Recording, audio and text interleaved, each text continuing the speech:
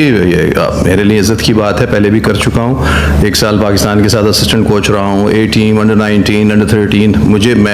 मुझे फ़ख्र है कि पाकिस्तान ने मुझे इतने चांसेस दिए हैं। मैं कोई टेस्ट प्लेयर नहीं हूँ, इंटरनेशनल प्लेयर नहीं हूँ, लेकिन सिर्फ कोचिंग को, मेरे काम को रिस्पेक्ट देते हुए पाकिस्तान क्रिकेट बोर्ड ने हमेशा मुझे रिस्पेक्ट दी है। तो अगर अब भी होगा तो मैं तो इसीलिए कोचिंग कर रहा हूँ, यही मेरा ड्रीम है, ये मेरा पैशन है। अगर पाकिस्तान टीम के लिए हमें कहेंगे, क्यों नहीं करेंगे, हम तो उनके लिए सब कुछ करने को तैयार हैं। रहमान भाई चौथा फाइनल था, 3 आप लोग हार गए। एंड में आके आप क्या समझते हैं, क्या मिस्टेक्स हुई जिसकी वजह से शिकस्त हुई, और फाइनल में आके बार बार शिकस्त होना, इस पर क्या कहेंगे? देखिए, सबसे पहले तो इस पर ही मुझे तो अपनी टीम पे जो है बहुत वो है, फ़ख्र है कि वो मुसलसल 4 फाइनल्स में पहुंची है, और 4 फाइनल में 1 जीते हैं हम। आज भी हम जीत सकते थे, लेकिन मैं समझता हूँ कि क्रेडिट इस्लामाबाद को देना चाहिए कि वो अच्छा खेलें। हमने गलतियाँ, हम नहीं कहेंगे कि गलतियाँ हमने ऐसी की हैं, पूरा टूर्नामेंट हम बहुत अच्छा खेलें। लास्ट बॉल पे मैच का ख़त्म होना इस बात का सबूत है कि क्रिकेट अच्छी हुई है। अच्छा रहमान भाई, ये बताइएगा, ख़ास तौर पर आप जब फाइनल खेल रहे थे तो इसमें जो बैटिंग थी आपकी वो उस तरह की नज़र नहीं आई जो लीग मैचेस में हमें नज़र आ रही थी, लेकिन फाइनल में क्या विकेट का कोई ऐसा पिच ऐसा खेल रही थी जिसकी वजह से बॉलर्स को पिच जो है वो ज़्यादा सूट कर रही थी, जिसकी वजह से इतने ज़्यादा रन नहीं हुए? तो क्या इसको, या कोई इतनी ज़्यादा गलतियाँ हुई आपसे? देखिए, विकेट आज मतलब इतने हाई स्कोरिंग विकेट नहीं थी, उसके ऊपर कोई बॉल स्पिन भी हो रहा था, ग्रिप भी हो रहा था। और अगर आप हमारा ट्रेंड देखें पूरे टूर्नामेंट में, तो हुआ ये कि हम नीचे से ज़्यादा स्कोर करते रहे हैं, और एक अच्छा स्कोर हमने बोर्ड पे मतलब कर दिया था। आराम से तो नहीं, लेकिन हम इस पोजीशन में आ गए थे कि हम मैच जीतते। तो विकेट अच्छी थी, मतलब बहुत बुरी विकेट भी आप नहीं कह सकते, लेकिन बॉल स्पिन हो रहा था, ग्रिप हो रहा था। तो उसके आप जब टूर्नामेंट जीतना चाहते हैं तो आप जो मर्जी विकेट हो, जैसी मर्जी कंडीशन हो, और उसमें आप परफॉर्म करते हैं। तो मेरे ख्याल में खेले हम ठीक हैं, लेकिन जो बेहतर, वो हमसे थोड़ा सा बेहतर खेले, इसलिए जीत गए।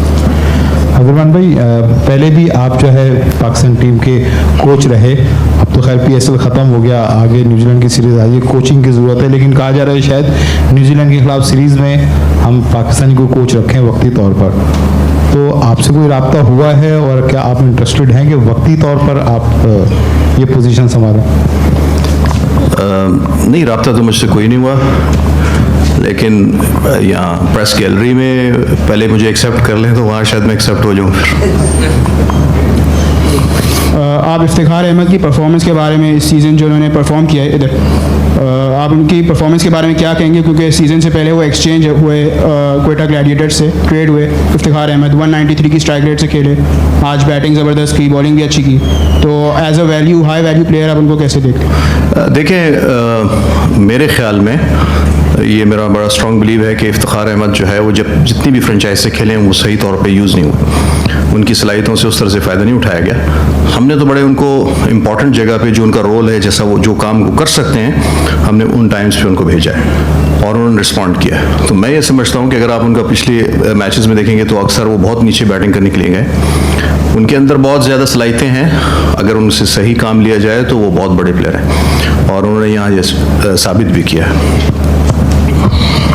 रहमान भाई, पिछला फाइनल 1 रन के मार्जिन से बड़ा करीब आके हारे, आज भी मतलब लास्ट बॉल पर आए, क्या वजह है कि एंड टाइम पे वो मतलब करीब आते आते सोन ये येट सोफा वाली सिचुएशन आ जाती है, उस लाइन को क्रॉस नहीं कर पाते? कहीं ये ब्लॉक सा नहीं आ जाता, या कहीं चोकर वाली सिचुएशन में तो नहीं आ गई मुल्तान की टीम? मैं शायद ये नहीं समझता कि चौकर वाली ऐसी सिचुएशन आ गई, लेकिन मेरा ये ख्याल है कि हमारी टीम खेली बहुत अच्छी है। अगर आप देखें, हम जितने भी मैचेस हारे हैं वो लास्ट बॉल पे, या बहुत ही लास्ट बॉल होती थी तो उसके ऊपर हम मैच हारे हैं। तो ओवरऑल तो हम क्रिकेट बहुत अच्छी खेले हैं। मैं समझता हूँ कि हमें ये नहीं, मैं नहीं समझता कि ऐसी कोई बात है कि हम फाइनल में जो है वो लाइन क्रॉस नहीं कर पाए। तो इंशाल्लाह जो चीज़ें हैं, कुछ ऐसी चीज़ें हैं जिनको हमने और बेहतर कर सकते हैं, वो करेंगे, और जीतने की अगले साल कोशिश करेंगे। रहमान भाई सबसे पहले ये बताइएगा कि जो डेविड विली को आप लोगों ने ऊपर भेजा बैटिंग करने के लिए, उसके पीछे स्पेशल क्या प्लानिंग थी आपकी, और उसामा मीर को 10 ओवर के बाद बॉलिंग पे लेके आना, तो इन दोनों के लिए पीछे स्ट्रेटजी क्या थी, ज़रा उस पर थोड़ा सा बताइए। देखिए, विली को हमने इसलिए कि बॉल स्पिन हो रहा था, तो एक लेफ्ट हैंडर को लेफ्ट हम स्पिनर लगे हुए थे, तो हमारी स्ट्रेटजी ये थी कि जाके उनको उनकी जो है स्पिन को किल करेंगे और उनके अगेंस्ट रन्स बनाएंगे। उन्होंने एक शॉट में एक छक्का लगाया भी और अनलकीली वो आउट हो गए। एक स्ट्रेटजी होती है, आप मैचेस में फ़ौरन जो है वो डिसीजंस ले रहे होते हैं और सम टाइम वो आपके फेवर में चले जाते हैं, सम टाइम आपके अगेंस्ट जाते हैं, लेकिन ओवरऑल मेरे ख्याल में जो हमारी स्ट्रेटजी रही है इस पूरे टूर्नामेंट में वो बहुत अच्छी रही है। रहमान भाई आपने अभी जी जी, ये अली भाई आपने